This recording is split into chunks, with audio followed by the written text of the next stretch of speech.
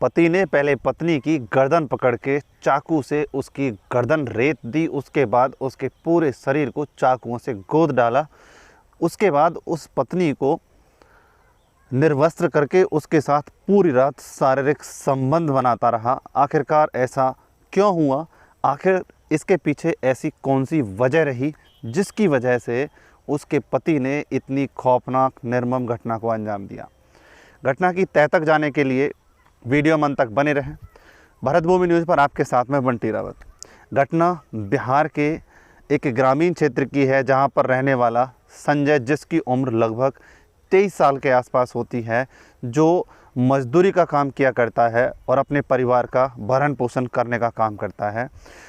30 साल तक पहुंचते पहुंचते उसकी शादी किसी कारणों से नहीं हो पाती है। इस पर उसका बड़ा भाई, जिसका नाम सुनील होता है, आज से 3 साल पहले उसकी शादी एक विधवा महिला से करा देता है, जिसका नाम पूजा होता है।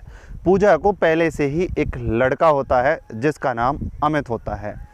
वह उस विधवा से उस संजय की शादी करा देता है और दहेज में संजय को एक बेटा मिलता है। अब वह उसकी गुजर बसर कर रहा होता है। नौकरी के ना चलते और मजदूरी का काम ना मिलने के कारण वो लोग दिल्ली के विहार इलाके में आकर रहने लग जाते हैं। वहाँ पर अब एक प्राइवेट कंपनी में संजय को नौकरी मिल जाती है और नौकरी मिलने पर वह उस नौकरी को ज्वाइन कर लेता है और अब पूजा, संजय और उसका बेटा खुशी से अपने परिवार में रह रहे होते हैं।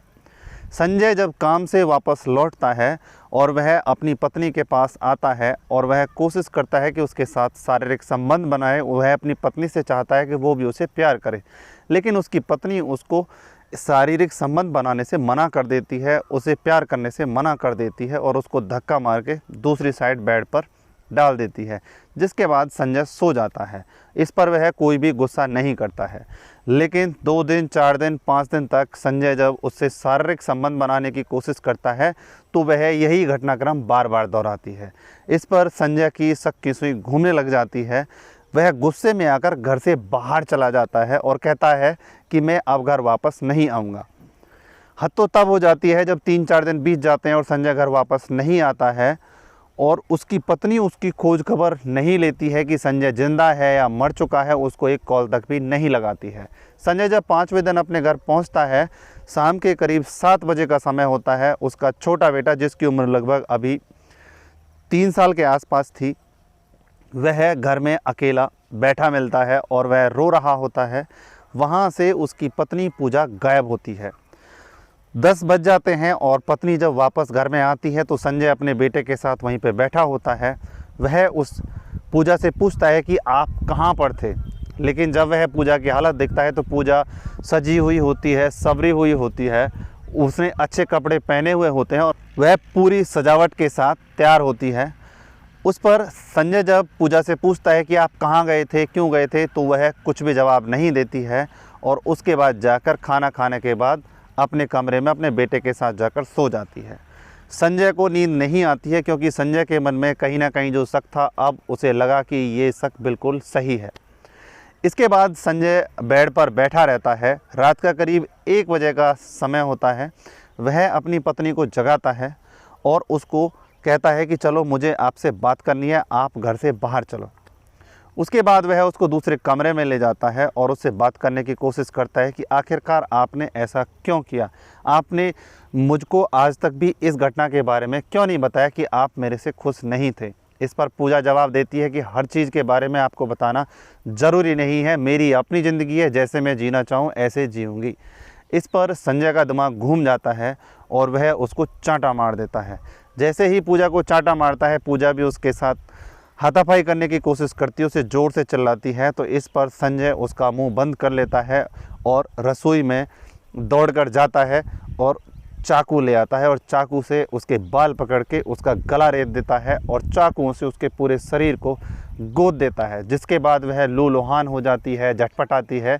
क्योंकि उसका मुंह बंद होता है, इसलिए आवाज़ दूर तक नहीं पहुंच पाती है और वहीं पर पड़ी हुई तड़पती रहती है। इसके बाद संजय उसके कपड़ों को उसके तन से हटा देता है और उसके साथ शारीरिक संबंध बनाता है, अपनी हवस बुझाता है।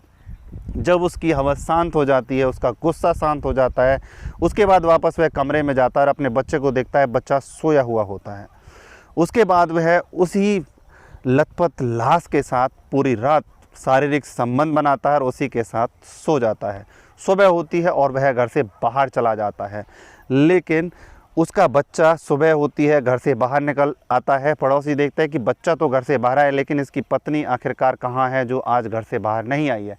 पड़ोसी घर के अंदर जाके मामला देखते हैं तो वहाँ पर पूजा की लाश खून में लथपथ हुई नग्न हालत में पड़ी होती है, जिसके बाद पुलिस को सूचना दी जाती है। पुलिस मौके पर पहुँचती है और हत्या के कारणों का पता लगाया जाता है और पुलिस सुराग ढूंढते ढूंढते उसके पति संजय को गिरफ्तार कर लेती है। संजय से जब पूछताछ की जाती है तो संजय खुलासा करता है और बताता है कि मेरी पत्नी के अवैध संबंध थे, जिसके चलते उसने मुझे बिल्कुल नकार दिया था। मैंने जब कभी उसे प्यार से बात करने की कोशिश की, उससे शारीरिक संबंध बनाने की कोशिश की, उसने मुझे अपने पास तक नहीं फटकने दिया। ऐसा बीतते बीतते लगभग 1 साल हो गया। मैं परेशान था और वो मेरी बात मानने के लिए राज़ी नहीं थी, इसलिए मुझे इस घिनौनी हत्या को अंजाम देना पड़ा, इस शर्मनाक करतूत को अंजाम देना पड़ा। समाज में ऐसी विकृत मानसिकता के लोग रहते हैं, समाज में ऐसी ऐसी चीज़ें हमारे सामने आती हैं जिनको देखकर सुनकर हमारा दिमाग सुन्न हो जाता है और हम सोचने पर मजबूर हो जाते हैं क्या समाज में कोई व्यक्ति ऐसा भी कर सकता है। आपकी इस घटना के बारे में क्या राय है, आप हमें कमेंट बॉक्स में बता सकते हैं। फिर मिलते हैं इसी तरह की किसी और सच्ची घटना के साथ। इस घटना को बताने के पीछे किसी की भावनाओं को आहत करने का कोई उद्देश्य नहीं है। जय हिंद, जय भारत।